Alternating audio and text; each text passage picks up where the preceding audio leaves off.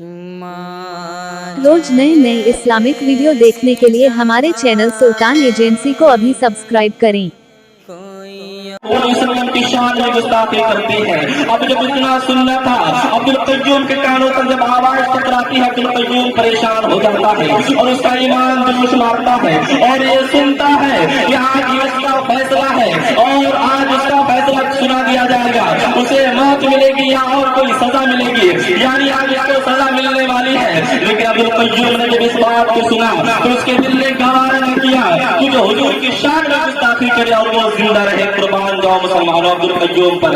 अब्दुल कय्यूम ने अपनी गाड़ी को उठाया, विक्टोरिया गाड़ी को लेता है और लेने के बाद में शहर कराची में पहुंचता है और पहुंचने के बाद में कचहरी पर पहुंचता है और कचहरी पर पहुंचने के बाद में एक साइड में अपनी विक्टोरिया गाड़ी को खड़ी करता है और अपने मोती घोड़ा को चूमता है और उससे अलविदा बोल दिया करता है और उसके बाद में वो जज के कमरे में दाखिल होता है और जज के कमरे में दाखिल होने के बाद में क्या देखता है कि जज का कमरा है खत इंसानों से भरा हुआ है, लोगों से भरा हुआ है। अब्दुल कय्यूम ने पूछा मुलजिम कौन है, गुस्ताखे रसूल कौन है, और किसी शख्स ने इशारा कर दिया फला शख्स है जो कटघरे में खड़ा हुआ है, वो गुस्ताखे रसूल है, उसी ने मेरे आका की शान में गुस्ताखी की है। कुर्बान जाओ मुसलमानों अब्दुल कय्यूम पर। अब्दुल कय्यूम ने देखा अभी दो जज हैं और वो जो जज हैं अभी कानून के दफात को पलट रहे हैं और ये सोच रहे हैं कश्मकश के आलम में पड़े हुए मशवरा कर रहे हैं क्या सजा सुनाया जाए, क्या सजा सुनाया जाए। लेकिन अब्दुल कय्यूम ने कहा मैं ही सजा सुनाता हूँ। अब्दुल कय्यूम ने एक खंजर निकाला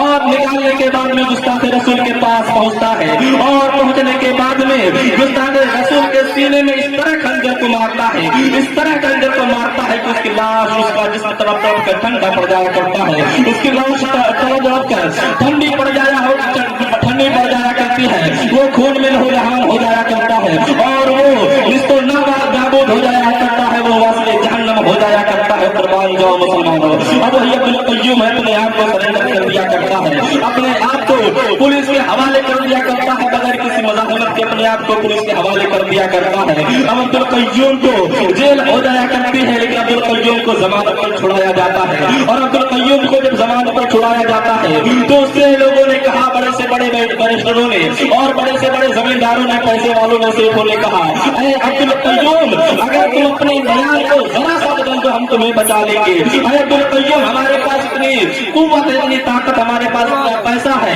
हम इतनी ताकत रखते हैं, इतनी सोच रखते हैं कि अगर तुम जरा से बयान को बदल दोगे हम तुमको बचा लेंगे। लेकिन कुर्बान जाओ अब्दुल कय्यूम पर। अब्दुल कय्यूम की ज़बान से यही जवाब निकलता था, ऐ लोगों मैंने जानबूझकर मर्तबे शहादत को खरीदा है, ऐ लोगों तुम मुझे इस मर्तबे से महरूम करने की कोशिश मत करो, ऐ लोगों अब मैं इस शहादत का जान नोश करना चाहता हूँ। और जब हाल ये होता है तो कय्यूम इस जवाब को सुनते हैं, लोगों के दिल तड़प जाया करते हैं। वो अब्दुल कय्यूम जब अपने ही शहर में अनजान हुआ करता था, अजनबी हुआ करता था, जिसे शहर कराची वाले पहचानते नहीं थे, लेकिन वह अब्दुल कय्यूम जब एक गुस्ताखे रसूल को कत्ल कर दिया करता है और जब कत्ल करता है तो सिर्फ कराची ही नहीं बल्कि पूरे हिंदुस्तान वाले उसे जानने और पहचानने लगे कि अब्दुल कय्यूम कौन है। अब्दुल कय्यूम एक आशिक़े रसूल है, अब्दुल कय्यूम एक आशिक़े रसूल है जिसने गुस्ताखे रसूल को कत्ल कर दिया है, वासले जहन्नम पहुंचा दिया है। अब अब्दुल कय्यूम है वो पूरे मुसलमानों के दिलों की धड़कन बन जाता है, मोहब्बतों की मरकज बन जाता है। अब्दुल कय्यूम के लिए मस्जिदों में दुआएं मांगी गई, अब्दुल कय्यूम के लिए बच्चों ने हाथ उठाकर दुआएं की, या अल्लाह रब्बुल इज्जत अब्दुल कय्यूम को बचा ले और उसे हमारे दरमियान से मत उठाना। अब्दुल कय्यूम के लिए माओ के हाथों ने यानी औरतों के आंचलों ने दुआएं की, हाथ उठाकर दराज करके दुआएं की, अल्लाह रब्बुल इज्जत अब्दुल कय्यूम को बचा लेना।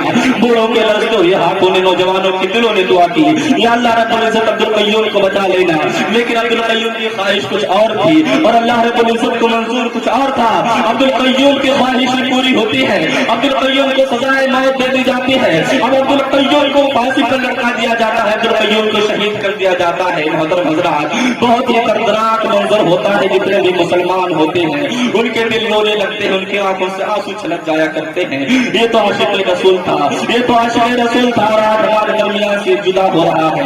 माएँ रो रही हैं, बहनें रो रही हैं, औरतें रो रही हैं, बच्चे रो रहे हैं, बूढ़े रो रहे हैं, नौजवान रो रहे हैं, गरज़े के आलम इस्लाम रो रहा है। जो लोग जानते थे कि अब्दुल कय्यूम तो आशिक़ रसूल है, आज हमारे दरमियान से रुखसत हो गया है, वो लोग रो रहे हैं। और जब उसका जनाजा निकलता دیکھتا ہے جنازہ نکلنے کے بعد میں جب شہر کراچی کی گلیوں سے جب عبدالقیوم کا جنازہ نکلتا ہے تو لاکھوں کی تعداد میں اس کے جنازے میں شریک لوگ تھے. اس وقت کی جو تاریخ وہ شاہد ہے کہ اتنے لوگ کبھی کسی شخص کے جنازے میں کبھی حاضر نہیں ہوئے تھے, کبھی شریک نہیں ہوئے تھے. غور کرنے کا مقام ہے مسلمانوں. عبدالقیوم کا جب جنازہ نکلتا ہے تو عورتوں کی آنکھوں سے آنسو جاری رہتے ہیں اور لوگوں کے دل رو رہے ہیں, لوگوں کے آنکھوں سے آنسو جاری ہے. لوگ اپنے آنکھوں سے آنسو کو پوچھتے جاتے ہیں اور بالا خانہ سے عورتیں, چھتوں سے عورتیں پھول نچھاور کرتی جاتی ہیں اور آنکھوں سے آنسو پوچھتی جاتی ہیں. محترم حضرات غور کرنے کا مقام ہے. پھر جب عبدالقیوم کے جنازے میں جب اتنے لوگ تھے, اتنے انسان تھے, تو بھلا بتاؤ اس عاشق رسول کے جنازے میں فرشتوں کا کیا عالم ہوگا, جناتوں کا کیا عالم ہوگا. اللہ رب العزت کے رسول خود اسے قبر میں اتارنے کے لیے موجود رہے ہوں گے. محترم حضرات غور کرنے کا مقام ہے. اب حال یہ ہوتا ہے کہ پورے شہر کراچی میں کہیں جگہ باقی نہ رہ جاتی ہے جہاں لوگ نہ ہوں. محترم حضرات غور کرنے کا مقام ہے. پھر عبدالقیوم کو قبر میں اتارا جاتا ہے اور قبر میں اتارنے کے بعد میں آپ کو پتا ہونا چاہیے کہ وہ نہ تو جو انسان تھا جس کا کوئی غمگسار نہ تھا, لیکن عاشق رسول ہونے کی بنیاد پر اور شہید ہونے کی بنیاد پر لوگوں کے دلوں کی دھڑکن بن جاتا ہے, لوگوں کے دلوں کے محبت کا مرکز بن جاتا ہے.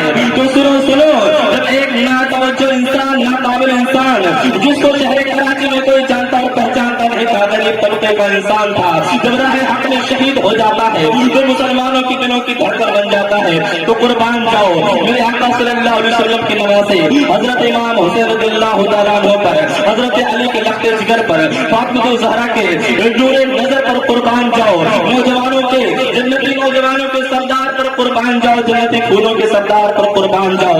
جب وہ راہ حق میں شہید ہوتے ہیں اور شہید ہونے کے بعد میں عالم اسلام میں جتنے بھی مسلمان ہیں سب کے دلوں کی دھڑکن بن جایا کرتے ہیں. اور یہی وجہ ہے جب محرم الحرام کا چاند جب نمودار ہوتا ہے تو ہر عاشق اہل بیت کے آنکھ نم ہو جایا کرتے ہیں, ان کے چہرے پر ایک اداسی چھا جایا کرتی ہے, پورا ماحول سوگوار ہو جایا کرتا ہے اور لوگ رونے لگتے ہیں اور جگہ جگہ ان کے نام کی, ان کے ذکر کی محفلیں سجائی جاتی ہیں. جگہ جگہ ان کے نام سے سبیلیں قائم کی جاتی ہیں, سبیلیں پلائی جاتی ہیں, شربتیں پلائی جاتی ہیں اور ان کے نام سے لنگریں لٹائی جاتی ہیں. اور ایسا کیوں نہ ہو کہ اس لیے یہ ہو رہا ہے کہ وہ تو اہل بیت کرام سے ہیں, وہ تو نواسے رسول ہیں, فاطمہ الزہرا کے لخت جگر ہیں, علی کے نور نظر ہیں. اور اس کے ساتھ ساتھ اگر میرے حسین نے اپنے لہو سے دین کو ہرا بھرا نہ کیا ہوتا اور یہ دین ہمارے کو صحیح سلامت نہیں پہنچتا. محترم حضرات اسی لیے ہم عاشق رسول ہمیشہ سے کرتے چلے آئے ہیں, ان کا ذکر اور کرتے رہیں گے, ان کے نام پر سبیلے پلاتے چلے آئے ہیں, پلاتے رہیں گے,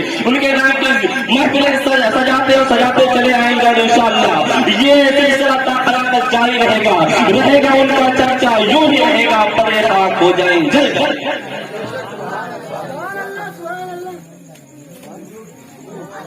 محترم حضرات کہ حضرت امام حسین رضی اللہ تعالیٰ عنہ کے ذکر کی برکت ہے اور ان کے شہید ہونے کی وجہ سے آج یہ دین ہمارے اور آپ کے درمیان صحیح سلامت پہنچا ہے, جس سے ہم اللہ اس کے رسول کی پہچان جانتے ہیں کہ اللہ کون ہے اور اللہ رب العزت کی ذات کیا ہے اور رسول اللہ صلی اللہ علیہ وسلم کون ہے. محترم حضرات غور کرنے کا مقام ہے. تو اسی لیے ضروری ہے کہ امام حسین سے زیادہ سے زیادہ محبت کیا جائے اور ان کے ذکر کی ہمیشہ محفلیں سجائی جائیں اور ان کے نام سے نظر و نیاز پیش کیا جائے, ان کے نام پر صدقات و خیرات کیا جائے. محترم حضرات غور کرنے کا مقام ہے. تو ایک شہید کی فضیلتیں ہوتی ہے اور جب شہید راہ حق میں شہید ہو جاتا ہے تو اس کے مراتب بہت زیادہ بلند ہو جایا کرتے ہیں.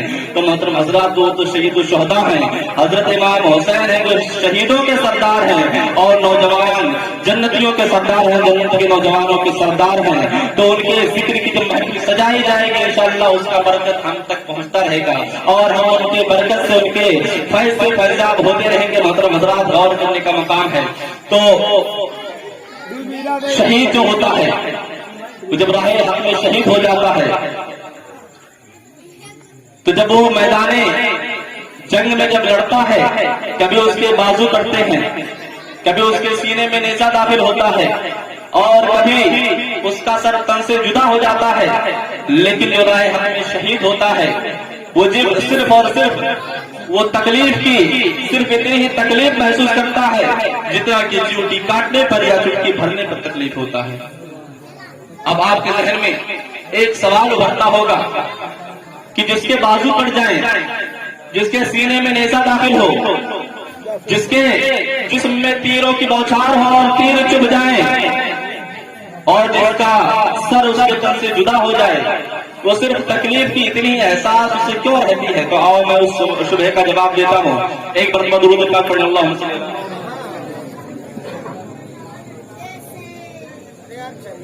سیدنا و مولانا محمد الباری وسلم صلاۃ و سلام علیکہ سیدی یا رسول اللہ صلی اللہ علیہ وسلم۔ تو آئیے میں اس شبہ کا جواب دیتا ہوں کہ جب ڈاکٹر مریض کو جب دوا سنگھا دیا کرتا ہے یا تو انجیکشن لگا دیا کرتا ہے، اور انجیکشن لگانے کے بعد میں اس کی ہڈیوں کو توڑتا ہے، اس کے جسم کو پھاڑتا ہے، لیکن اس مریض کو تکلیف کا ذرا سا بھی احساس نہیں ہوتا ہے، اس لیے کہ اس پر اس دوا کا اثر غالب ہوتا ہے۔